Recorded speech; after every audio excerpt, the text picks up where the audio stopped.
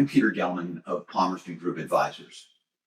There's an ongoing debate in financial planning between those who favor active management of a portfolio of investments and those who subscribe to a passive approach using index funds, either mutual funds or exchange-traded funds or ETFs.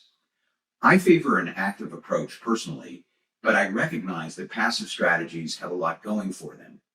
One of the most important advantages for a passive strategy is that it's passive. Warren Buffett has quipped, "Don't just do something, stand there."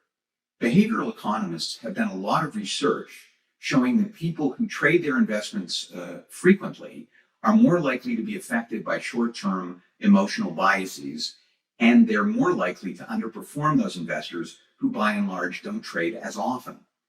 But there are also significant risks when passive investing doesn't take account of overvaluation. Much of passive investing that happens in the United States is built around S&P 500 index funds. These funds usually, but not always, are weighted by market capitalization. That weighting approach makes sense a lot of the time. Companies like Apple or MasterCard, with their large market capitalizations, are seen as unusually attractive businesses. All things being equal, they're more valuable than company number 495 on the S&P 500 list. So top companies should get more weight. However, a problem arises when one or more sectors of the S&P 500 are overvalued. Then the index as a whole will be distorted, and bad things can happen to passive investors.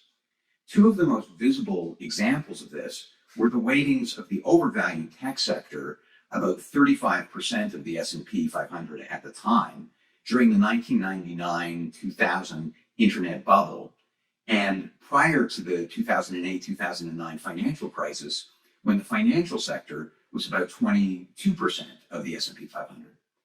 When a particular sector bubble deflates, it takes down the whole S&P index with them, or at least it can. When the tech bubble burst in 2000, the market caps attributed to technology stocks repriced downward, and that made the S&P 500 a whole lot less valuable as a whole. It took nearly 7 years until the S&P in 2007 regained its previous high. It takes years to regain those losses because the real value of companies needs to grow and make up for the losses created when the speculative valuations, the excessive valuations of, in that case, many tech companies, collided with reality. A similar story occurred when the market imposed its discipline on the overextended financial sector in 2008 and 2009. Once again, a bubble in part of the S&P 500 index clobbered the value of the index in its entirety. Passive investors then expect index funds to play the field. They expect them to lower risk through diversification. And while index funds often do that, they can't if markets are unreasonably bidding up portions or sectors of those indexes. So what might be some alternatives for people who like the idea of passive investing, but who want to mitigate the risk of sector bubbles destroying long-term value? One approach that I would argue is worth investigating is trying to create a basket of passive investments. There's a world of mutual funds and ETFs which track narrower, different slices of the economy. Indexes tracking small and mid-cap companies, indexes by country and geography, indexes based on industries or investment philosophies.